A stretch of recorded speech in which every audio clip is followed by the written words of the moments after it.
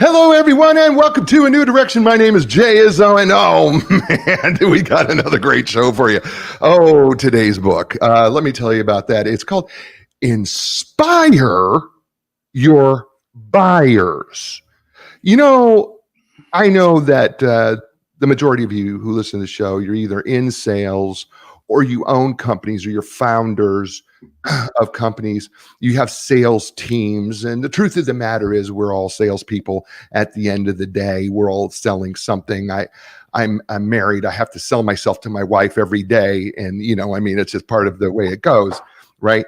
And so, but we're all trying to inspire buyers, but oftentimes we make some critical errors in our thinking when it comes to what we think a buyer wants. And oftentimes that thinking that we have when it comes to what a buyer wants, we try to envision what we think the buyer wants rather than going, what does the buyer really want? What are they truly thinking? Well, my guest today, Bruce Scheer, he's world renowned. And I'm telling you, since 1995, he has been carving out a message, a go-to market narrative. And he puts it in this very small, power-packed, practical toolkit, get it today, now book that is going to change the way you think about how you're going to deal with your buyers.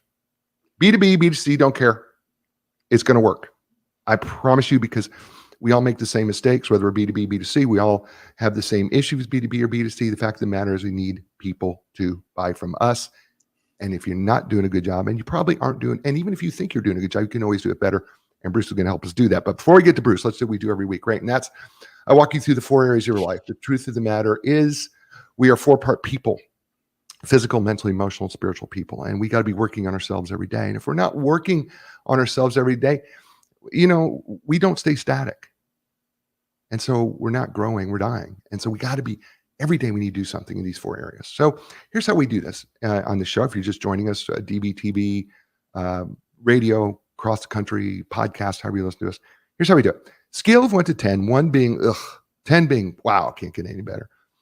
Let's evaluate yourself on the physical dimension, right? How would you say you're doing when it comes to eating right, getting enough exercise, drinking enough water, getting enough sleep? 5 is average. Okay, now listen, whatever your number is, don't be embarrassed by that. That's a starting point for you. So if you say, you know what, I'm a 2 physically, okay, then let's get a 2, a 2.5. What would it take to do that? What could you change right now?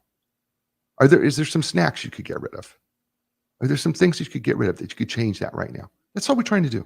Not go from a 2 to a 10, from a 2 to 2.5. Okay, so that's your physical number. Second number is the mental intellectual number.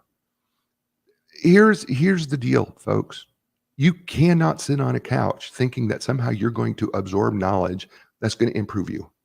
You have to be an active participant in your wisdom and knowledge and growth and understanding mentally. If you want to grow in your business, you need to be listening to shows like this. You need to be recommending people shows like this, because we're going to actually help you, is what we're trying to do here, right? We're bringing on the best there is all over the world to help you find a new direction. This is a great way to do it. Read a book.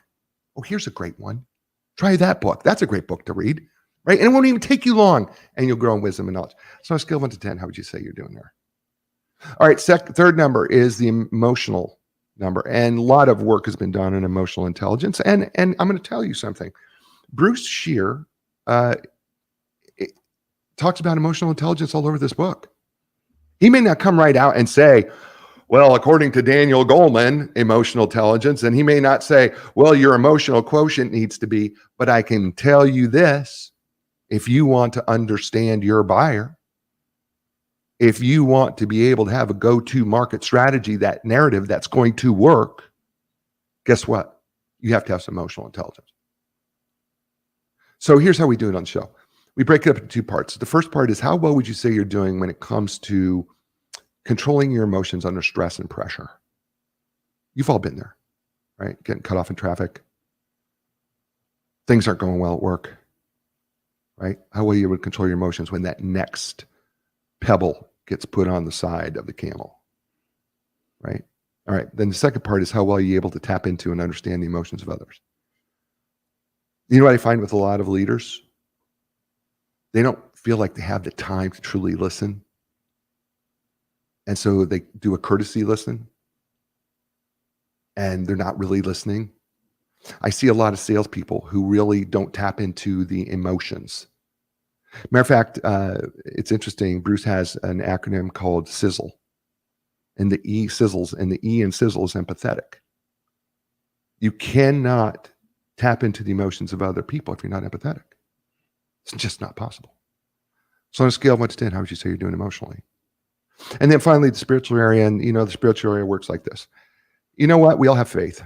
We live by faith. I'm sorry, we just do. We all live by faith. The fact of the matter is, you woke up this morning, you took your sip of coffee, it wasn't poisonous. You believed it wasn't poisonous. You pushed your button in your car, turned your key, and you believed it would start. You walked across the crosswalk when it said walk, and you believed the cars wouldn't hit you. You've made plans for the future, believing they're going to happen, and magically they seem to do, because we live by faith, but then we want to connect with ourselves somewhere outside of ourselves and do that. And then what happens is what is it that brings you back to a place of centeredness and peace in the midst of chaos, right? Is it God? Is it nature? Is it something else? Is it meditation? And is it working? So on a scale of 1 to 10, how would you say that is? Those 4 areas are like the air in the tires of your car. If one tire is too low, what happens? The car veers and you have to struggle to steer.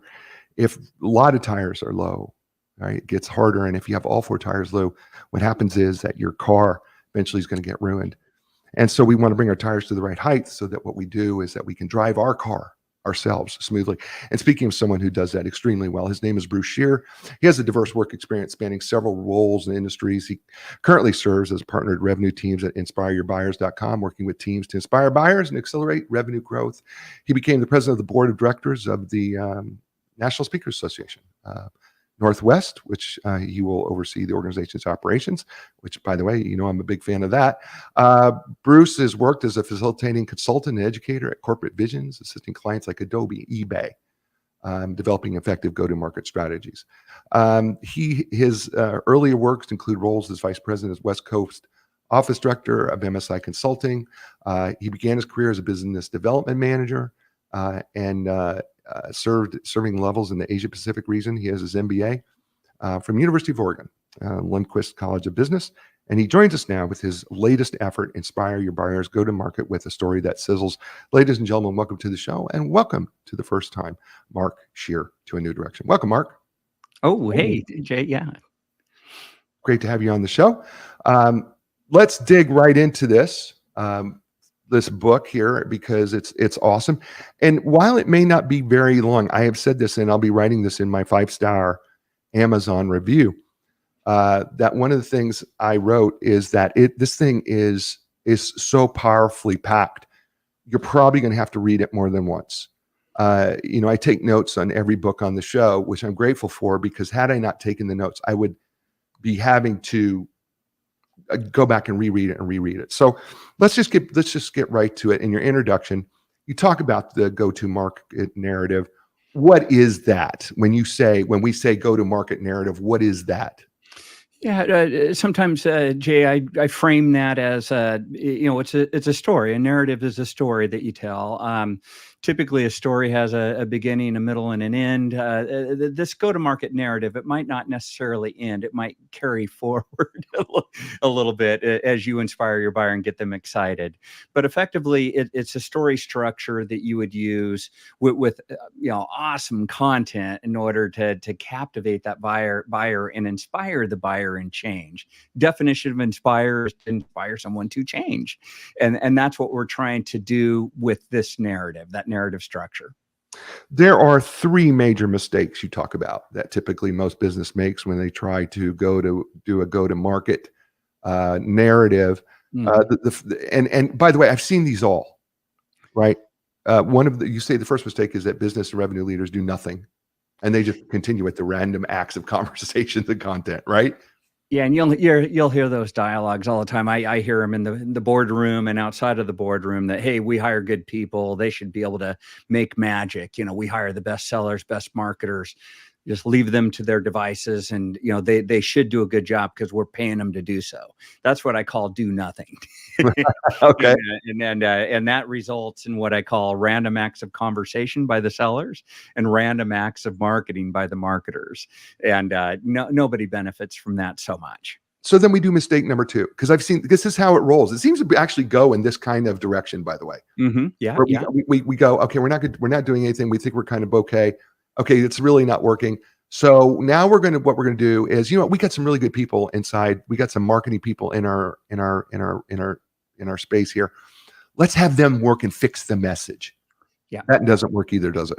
It doesn't. Yeah, it's boy. I always feel sad when I get somebody that's kind of gets assigned to work on the new story or the new narrative, because it's a really challenging thing to do, especially doing it when you don't have the power, seniority, to really craft it and get people to buy into it. So normally I see those types of activities just dying on the vine. A lot of effort goes into it, a lot of sideways selling, upward selling, downward selling, but then at the end of the day, it kind of gets sidelined and on to the next flavor of the month, the next initiative.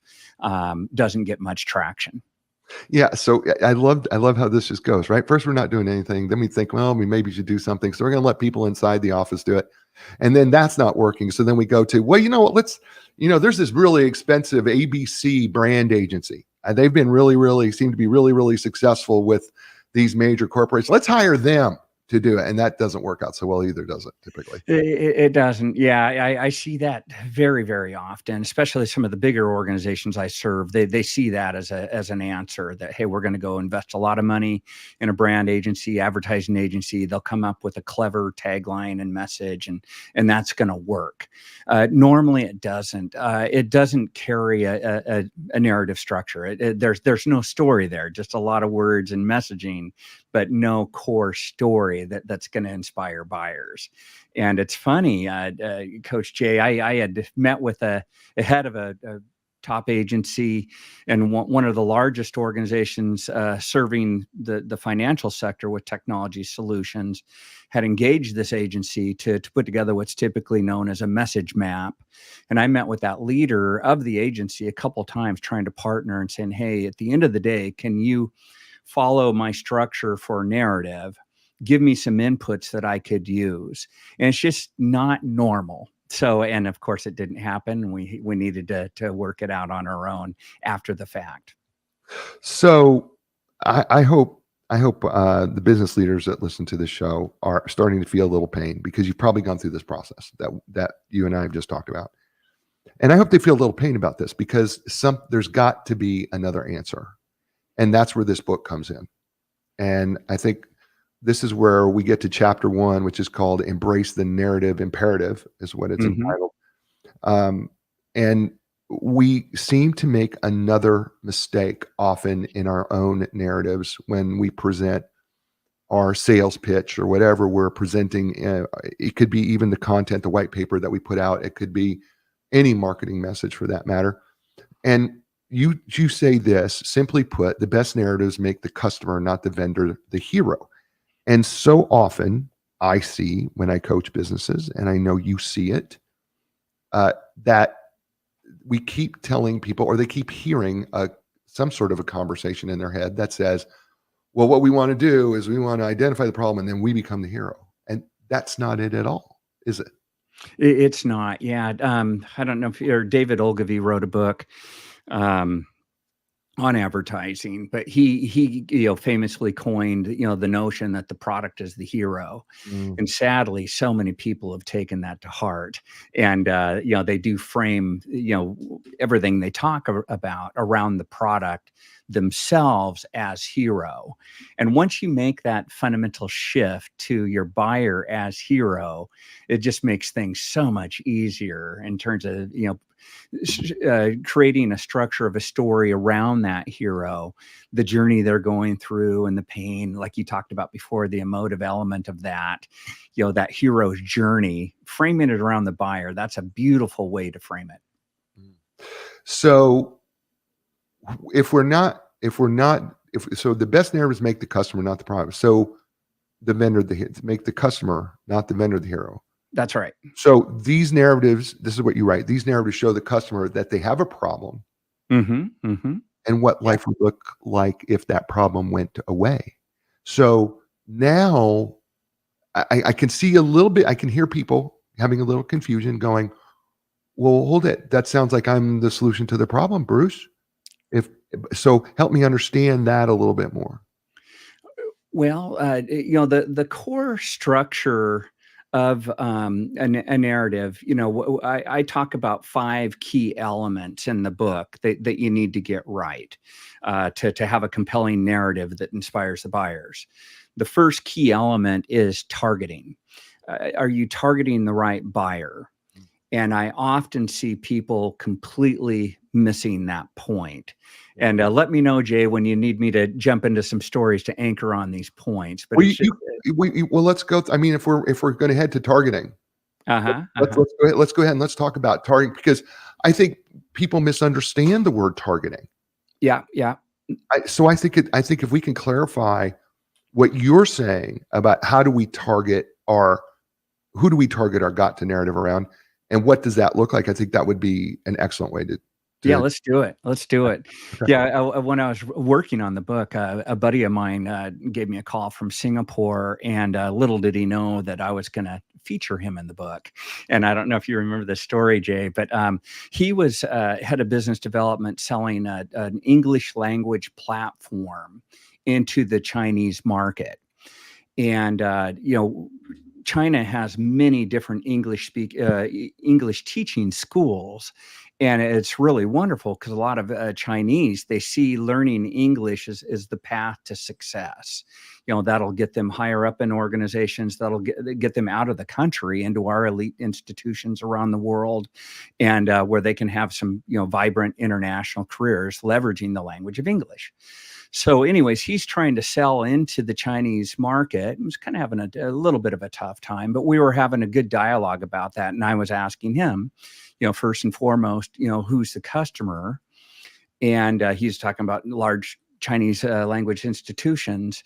And then it was kind of funny, Jay, very often I'll ask, what are you selling at the end of the day? In 1, 2, 3, or no more than 4 words.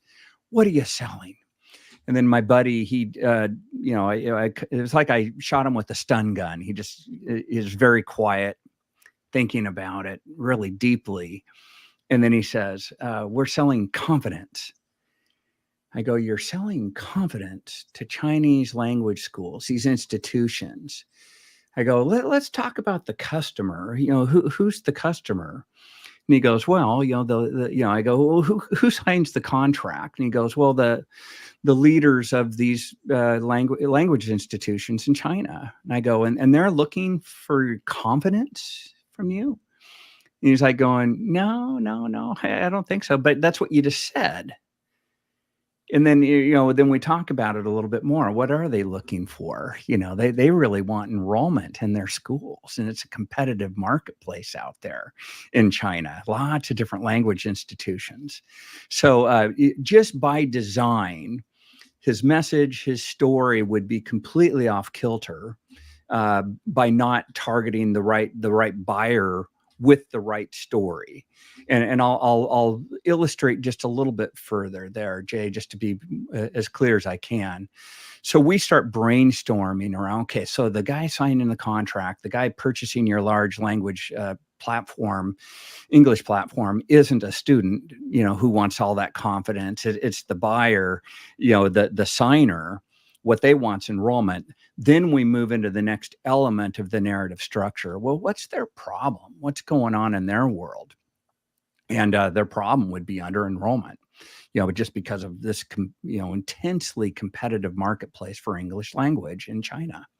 So under enrollment. Then the next part of the narrative isn't jumping to the solution. Hey, we got this language platform. It's really what's the outcome we're trying to achieve together. And that outcome would be, just high enrollment at the end of the day. And so then what's the solution, to that problem of under enrollment and the outcome to drive that high enrollment level? The solution's going to be an edge around how they teach language in that organization. And it would be, it wouldn't be English language platform. That's kind of boring. It'd be more in the realm of accelerated learning is what the solution would be. So that's 2 words, accelerated learning. So what drives that? Then they have the right to start unpacking that a little bit. Well, we've got this, language platform that's amazing. It's got artificial intelligence and all this cool stuff going on that really drives accelerated learning and learning efficacy of English. That's going to help you drive higher enrollments and get rid of your under enrollment problem. And so I just took you through 4 of those steps. Okay, Target the right buyer. Okay, so Go ahead. so here's what we're gonna do. We just got through kind of targeting the right buyer, and then I want to go piece out these other steps, and I want to expand on each step. So, but what we're gonna do is we're gonna take a break in between here because I have to pay some bills. Sure. His name is Bruce Scheer. The book is entitled "Inspire Your Buyers." Go to market with a story that sizzles. You're listening to him right here on A New Direction.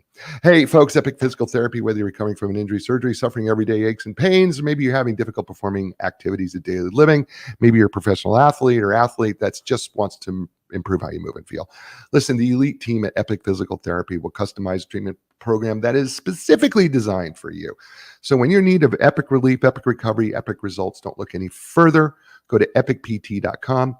That's EPIC. pt.com and Linda Craft Team Realtors, going on 39 years of serving the world, having thousands of customers transition in life.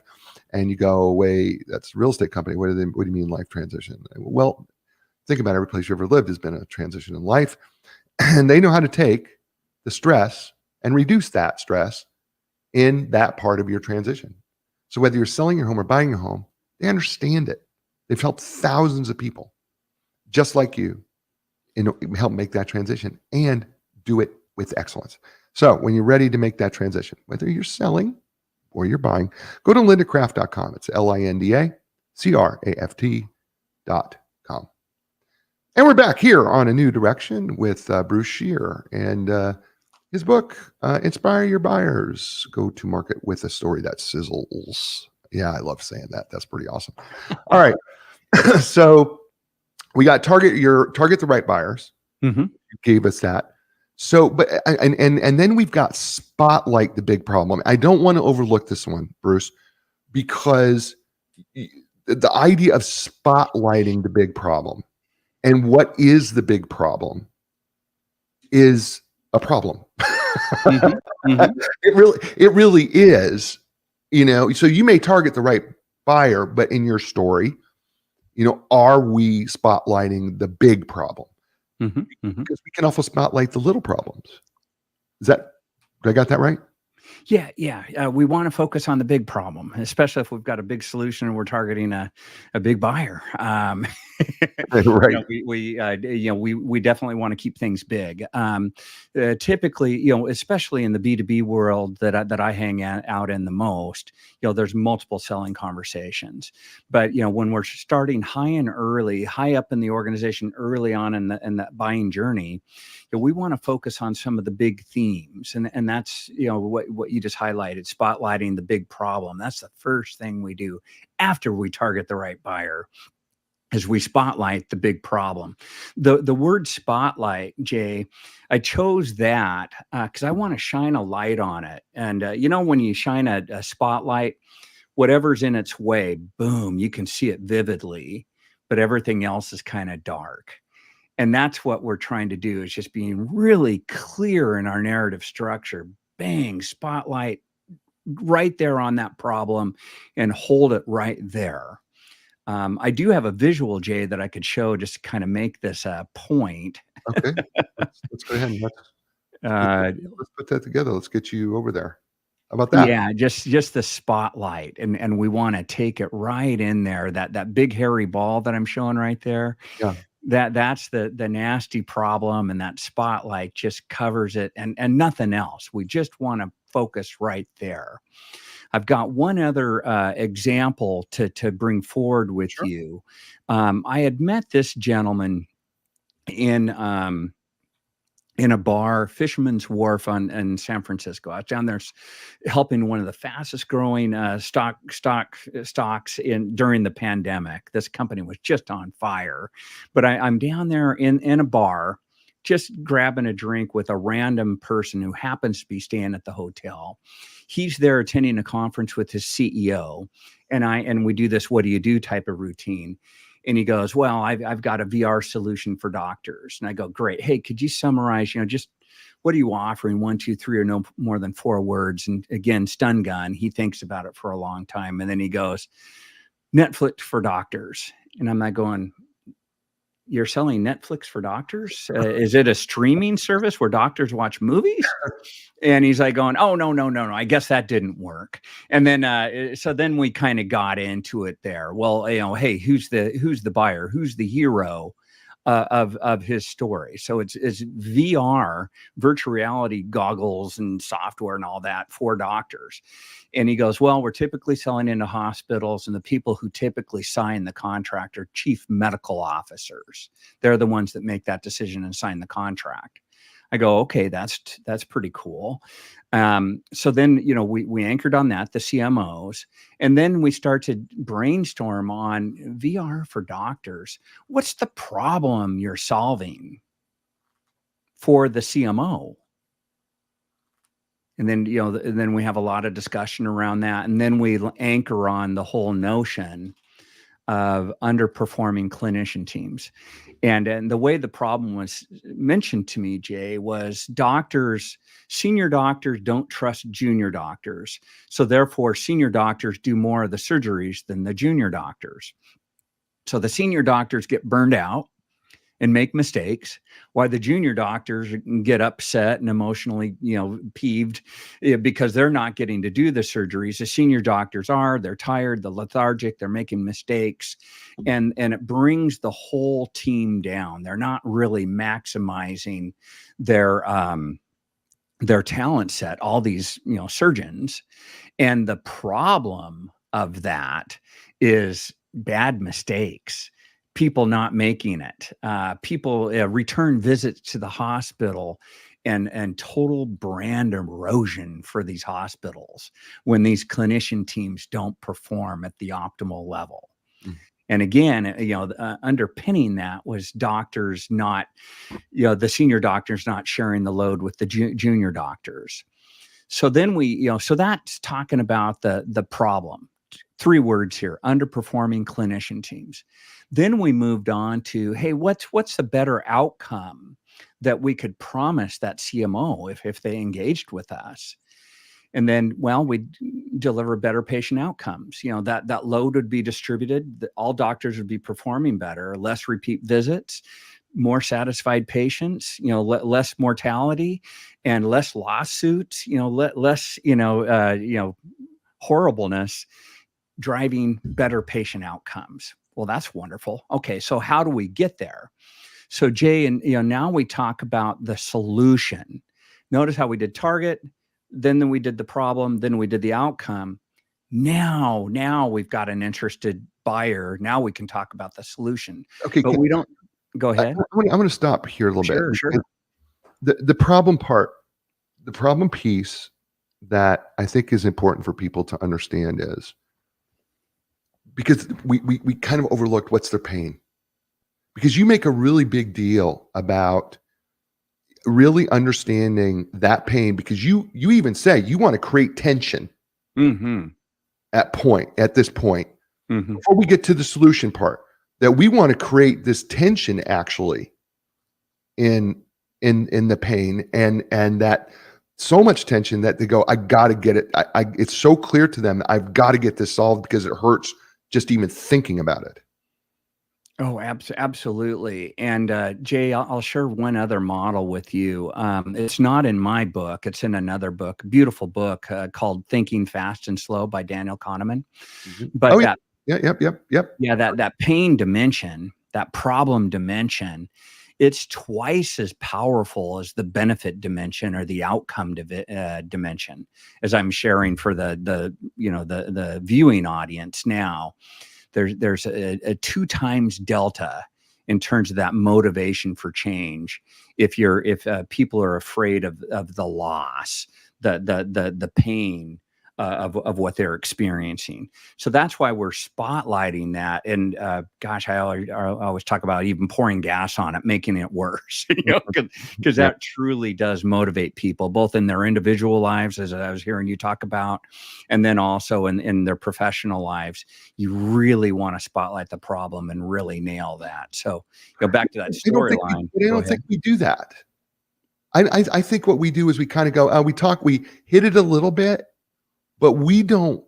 I mean, literally, when you wrote that we want to create that much tension, it made me rethink even myself. Mm-hmm. When I'm selling, I'm a coach or I'm selling speaking, because NSA, I get it, speaking and whatever I'm doing, right? I don't think about creating that tension. Mm-hmm. Mm-hmm. I bring up the problem. It's a problem. And I spotlight it for a little bit, but I don't keep the spotlight on it. And I guess the question becomes, at what point do you know that you've created the right amount of tension? Yeah, I always you see the person, the potential buyer, they squirm when it's done right. Okay. It's that's probably my best word for it, Jay. They squirm. Well, I love that because I mean, any behavioral cue, or even if there's something that we know that we can jump to, that we go, oh, I got it. Because there's got to be, as psychological professional as I am, and going through grad school in psychology and studying under B.F. Skinner's last student, you have this thing of going, okay, is there something operational that I can see there, or that I can pick up on, or that I can go, okay, I've hit this. Yeah, exactly where I want it. Jay, there was a woman out of Korea. I was working for a large organization, and she had just met with the CEO of a Korean airline. And then she called me and said, "Hey, Bruce, I need your help. He's not responding to me.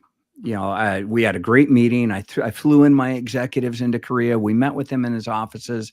He smiled. He was pleasant. But now he won't return my phone calls or my texts or my emails. Nothing's moving now. What should I do?" And I'm like, just going, geez, I'm so sorry. I'm kind of fresh out of magic bullets. But it sounds like when you had a meeting with him, he didn't squirm. You didn't anchor. You didn't anchor on that problem.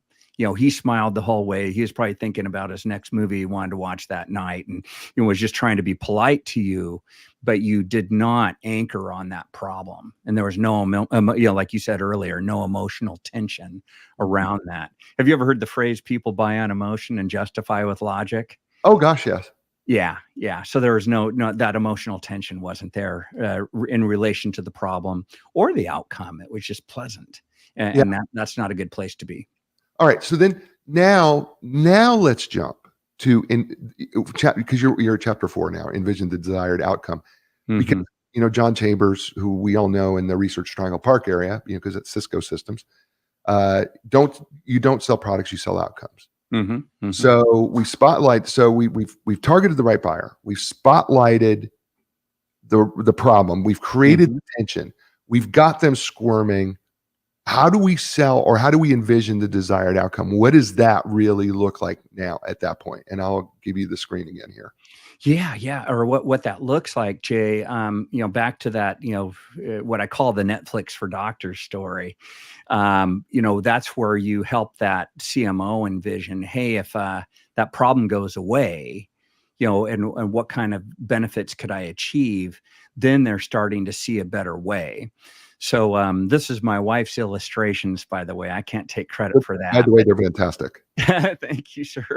But you've got that CMO and the seller. They're both painting a picture together and looking at what's possible if we have this solution in place. What does, or as one of my other clients like to say, what's life on the beach look like after that problem goes away and we're having a better life? What's that look like? And so that's where, we had that theme of better patient outcomes, but just describing that, what drives that? Well, we've got a higher performing clinician team. We're spreading the load, less return visits by the patients, less mortality, more motivated staff, more retention of doctors, so many different benefits that go into better patient outcomes. So that's the big outcome with all those little benefits, but just camping there and really making sure that visual is really understood. Okay. This is as you're talking, I have this vision in my head about that I don't care what you're selling, before you need to mind map this thing out. I mean, you need to really map this thing out. You can't just walk into it and wing it. I mean, I know that people prepare for their presentations, but I think they're so worried about what their PowerPoints are going to look like, or what we're going to wear that day, or who's going to take this and who's going to say this. But I don't think we're asking the right questions, because the more you talk, and then the more I think about what I read here in this book, starts to say to me, we got to be asking ourselves different questions. Because you even say in the book, check your website. Yeah. Right. And you have several Sure. questions here that you need to ask yourself. What are you doing here? What's your narrative even on your website? And I start thinking about it, and I'm going, oh, I got some work to do. Yeah. Most websites are devoid of narrative. There's none. It's more product centric, solution centric content. Right. It's service. If you're a service industry, you're focusing on what you do as a service. If you're a product industry, you focus on what your product can do. Mm-hmm. And it's just and then I keep thinking about it. I'm going, it's the wrong message. Boy, it just makes a huge assumption that somebody cares. And people typically don't care until you work with them to anchor on what's the problem that you're helping them solve for, and what's the outcome that you could promise. And Right. then we can talk, and only then can we talk about solution, in that order. But most people get that backwards. Well, we jump to solution way too fast. Yeah, I just said, gosh, I had a founder CEO reach out to me a couple months ago, but on LinkedIn, Bruce, I've got a new platform I can't wait to show you. Please click here. Let's find a time to meet. And just no chance. I wouldn't click here and find a time to meet. It doesn't make sense. He's there's no context. No, it's not about me. It's all about him. I know. Listen, Bruce. Just for a second, I get those all the time. Hey, Coach Jay, you know what? I've got some things that I think will really be interesting for you. Hey, here's my Calendly link. Let's set up a time to talk. Why would I do that? What in your right mind would make you think that I have no idea who you are, and I would get on the phone with you to talk about something that doesn't even make sense because it's so globally obtuse? I don't even know what you really are trying to tell me. Yeah, and a lot of times, Jay, it's hilarious because I've got CEO as part of my title, so I'm kind of a target for this stuff. But a typical CEO at a big company, they might be costing that company $10,000 an hour. Right. How are they going to spend an hour jumping on looking at your stuff? It just doesn't even make sense. It doesn't make sense at all. All right. So before we get to the last two, why don't we take a commercial break here? Because then it'll give us more time to do the last two pieces of the 5-step process. His name is Bruce Scheer. The book is entitled Inspire Your Buyers. The go to market with a story that sizzles. By the way, it's already so good, isn't it? I mean, you're already picking up some things, and we've just gone a quarter of the way. Listen, you're listening to him here on A New Direction. Folks, Epic Physical Therapy, my physical therapist, I think they should be yours too. Listen, their facility offers the most advanced top of the line equipment, including the Ultra G anti-gravity treadmill, the Normatec compression sleeves, Game Ready. That's just a few. They're trained and certified in the most comprehensive cutting edge treatments like blood flow restriction, restriction therapy, dry needling, and cupping, and that's just a few. Listen, when you're ready for your epic relief, clearly I need some. When you're ready for your epic recovery, and I clearly need that too. And when you need epic results, and I surely need those, go to Epic Physical Therapy. That's epicpt.com, EPICPT.com. And Linda Craft Team Realtors for more than 38 years, actually going on to her 39th year. You know what? She's been working with clients since 1985, and they still come and see her to this day because they call her the legend of customer service. And it's kind of cool when her clients come and, just see her and say hello. And it's pretty awesome. And there's a reason why they keep coming back for her more, because she does what she says that she can do. And that's going to be transition you and take the stress as best as you can out of that part of life. So when you're ready to sell your home, buy your home, don't look any further. Go to Linda Craft Team Realtors. It's lindacraft.com, LINDACRAFT.com. And we're back here on A New Direction with Bruce Scheer, his book, Inspire Your Buyers. Go to market with a story that sizzles. Yeah, that's pretty awesome. All right. So Bruce, we've hit three of these, three of the five. We've got the target the buyer. We've spotlighted the solution. We are going to focus on selling the outcomes, is what we're going to focus on. And now we come to number 4, now is the time for the solution, but maybe not in the way we're thinking about it, is it? Yeah, it's a bigger concept. So we started with the target the right buyer, and then we spotlight the problem, envision that outcome together, and then the next step is, as you say, it's really focusing on the solution. And I normally challenge my clients, hey, how can we characterize our solution in 1, 2, 3, or no more than 4 words? Mm-hmm. Yeah, Again, it's a big challenge. Yeah. And what I'm looking for, Jay, is a solution theme more than, hey, what's all the stuff, but what's a theme? So in this instance, back to that, VR for doctors type of storyline, the solution for the CMO is, what if we could deliver for you, give your doctors experience, your junior doctors experience without risk?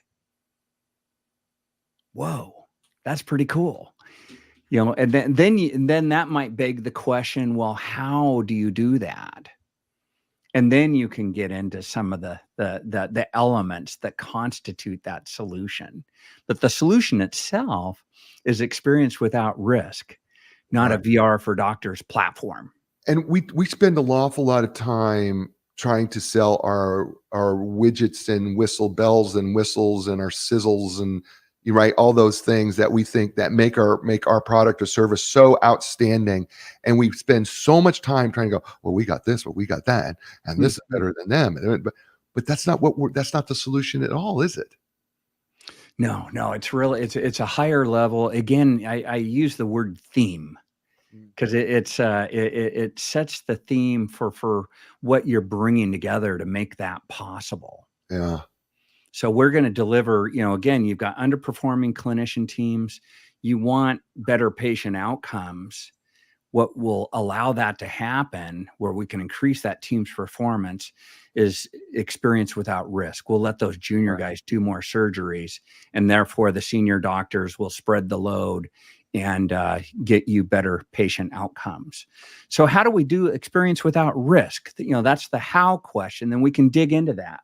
Well, we have some really interesting virtual reality technology that, coupled with some of the best learning and development program designers in the world, bringing that all together where they can do simulated surgeries, and we gamify it. So the junior doctors and the senior doctors can kind of see who scores the best on these virtual simulated surgeries. All of a sudden, the junior doctors are doing awesome, impressing everybody, building more trust, and allowing them to do more real surgeries over time, balancing the workload, making them high performing to give you your outcome, a better patient outcomes. So it's kind of a higher level concept that some different solution elements make up. Right. See, that's awesome. That because I mean, again, we're not digging deep enough. That's what I pull away from this book. Now that I'm, as I read it and read it, and as I've heard you speak it, when it comes to trying to sell to someone, we're not doing enough work digging into them. We're just not doing enough work. I think we do a surface. I think we sell on the surface. I don't think we get there. I think that's what your book does better than anything else. Is it really challenges us to dig deeper. Okay, I'm going to change my Amazon 5-star review to say that. Okay. Thank you. Yeah, no, it does. You do have to think deep in order to even, I'd argue, simplify that Right. narrative. Because once you come up with these core themes, Right.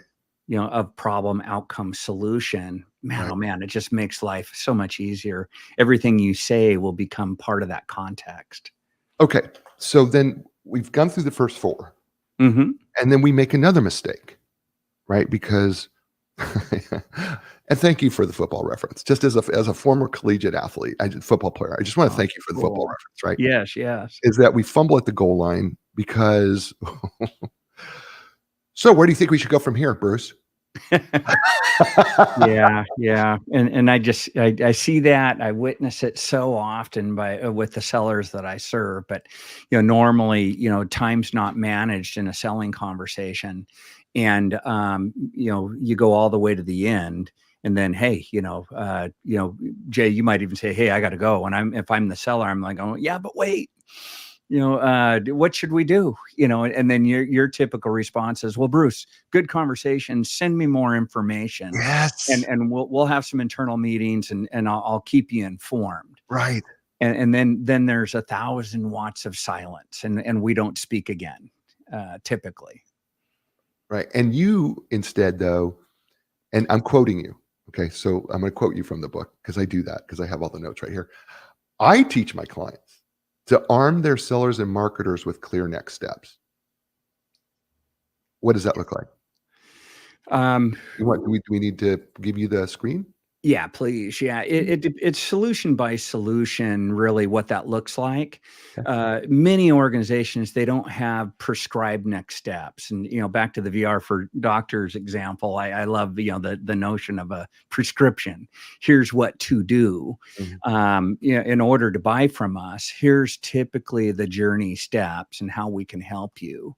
What do you see as missing, or what would you like to add to the buying journey here as you're talking to that potential buyer? But you want to prescribe next steps. That's the power position to help that buyer buy. Make it easy. And so normally, what we'll do is work with our clients to, figure out what are those natural next steps. In this VR for doctors example, the first step of the buyer's journey might be a little mini assessment. Hey, how underperforming is our team? And there's an assessment that we can do to figure that out. And then, against, how we can drive better patient outcomes, the outcome there. What's that delta? What's the opportunity for driving against those two dimensions, the problem and outcome? That's part of the assessment. Is it worth it? Then after that, you could recommend to that CMO buyer, hey, then we can do a proof of concept. We can do a trial run against your surgeons and see if they enjoy the experience and get better results because of it. We'll do a mini proof of concept and just make sure you like what you see. And then we'll move forward and contract together and et cetera, et cetera. But really laying that out.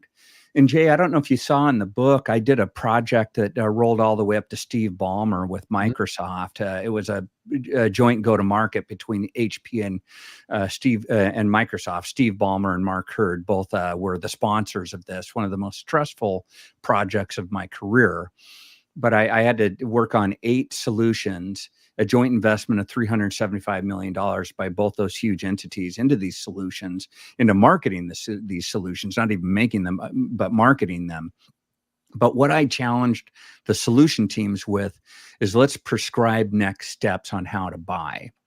And the art of doing that, we increased their close rate. Anybody they spoke to, it was over a 50% close rate, and these were multi-million-dollar purchasing decisions. And I do contend a big part of that was because we had next steps and we made it really easy to buy. It was all prescribed. So when we want to avoid the script. Where do we go from here? Yeah. We don't want the customer to say, "Send me more information." We clearly don't want that as our outcome of everything that we've worked to this point. So, are we going to? It sounds like we're going to have to be really prepared to say this is that we've got a formalized set of steps that we take. That's what it sounds like to me, is that we're formalizing a next set of steps. So here's where we go next. Is that right? That's really the script. So here's where the operative phrase, if you're the seller, is, hey, based on my experience and the conversation we just had today, here's what we normally see as next steps. And then you lay those out, A, B, C, D. And then you ask the question, open-ended, where would you like to see a change? What would you like to add or subtract, or, just to make sure you're successful? Okay. We're down to about our last 4 minutes here. I'm going to jump ahead to chapter 9. Is that okay? If we move past by the way, for people who are wondering what I skipped over, was visualize your narrative, because the brain processes visualization 60,000 times faster than text. He also talks about tailoring your narrative, so you're tailoring it to the right market, and then align yourself for success is a chapter 9.